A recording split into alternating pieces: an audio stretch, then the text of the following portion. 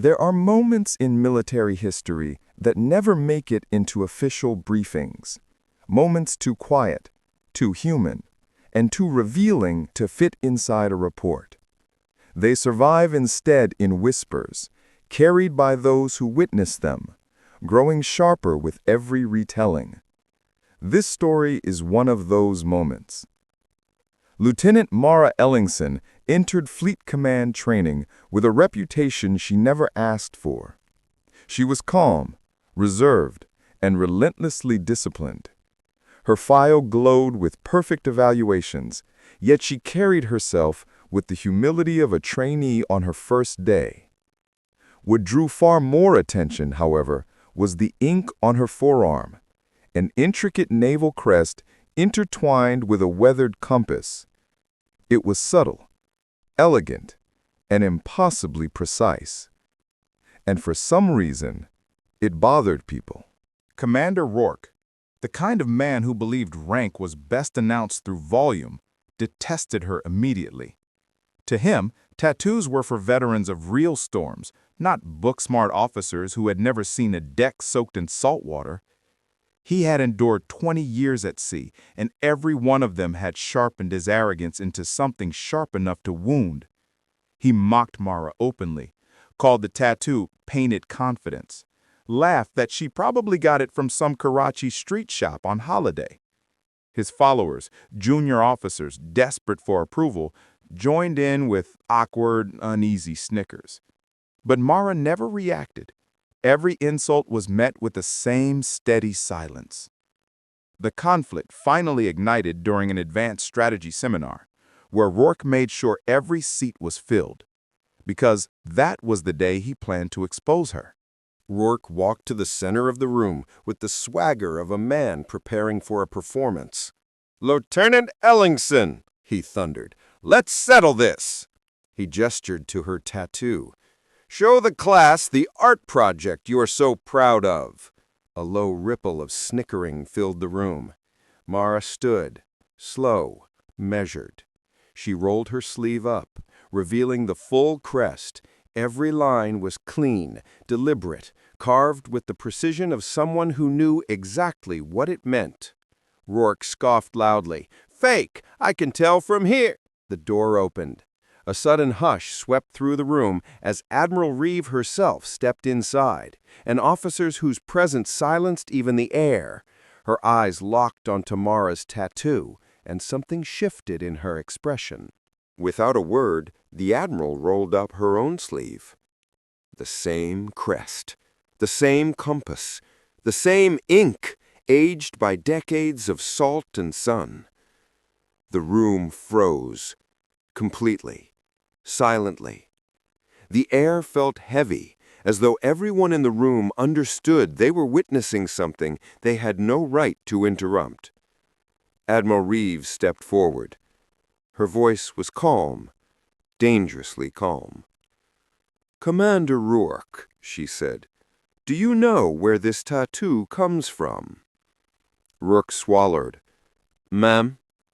"This," she continued, raising her arm so the entire seminar could see, "is the mark of Task Force Harkon, a unit formed only once in naval history, a unit created after the Blackwater Cyclone, where 12 ships were lost and only one made it back." Her gaze drifted to Mara.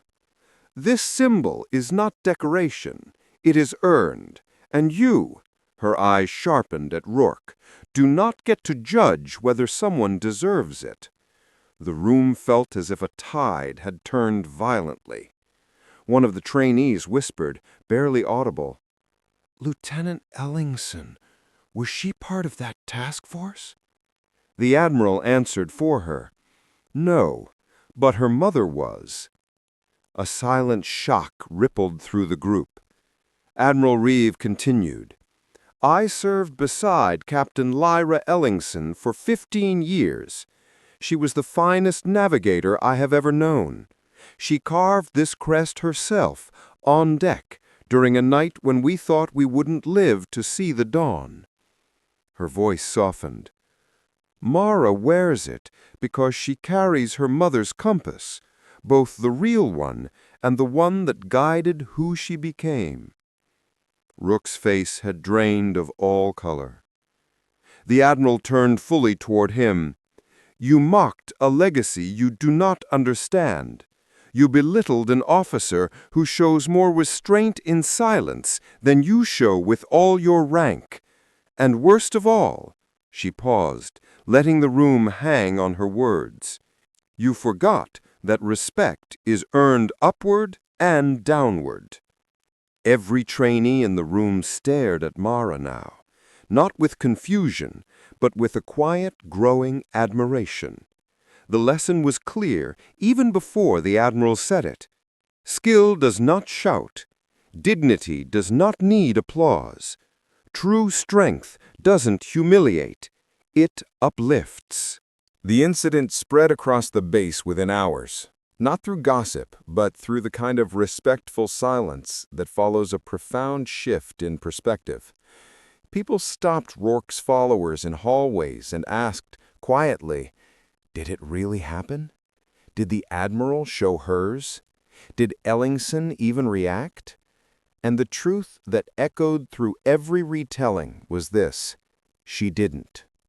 Mara remained the same soft-spoken lieutenant she had been the day before. She never gloated, never smirked, never even mentioned the moment again. But everyone else did. Within weeks, her quiet resolve became a model for new officers. They watched how she moved through the base, not proudly, but purposefully.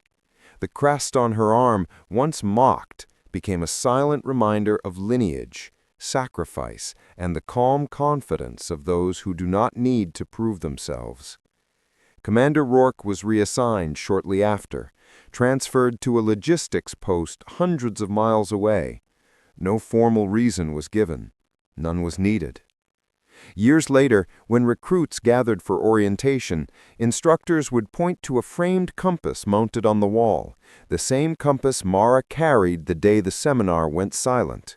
And they would say, "There is strength in restraint, there is power in legacy, and there is honor in the ink we carry, whether on our skin or in our character."